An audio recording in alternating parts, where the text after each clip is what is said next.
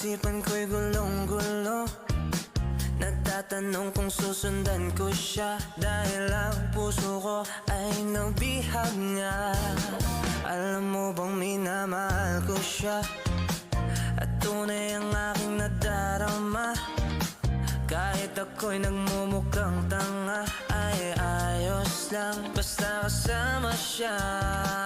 Kahit sabihin pa ng iba, nababaliw na akong talaga.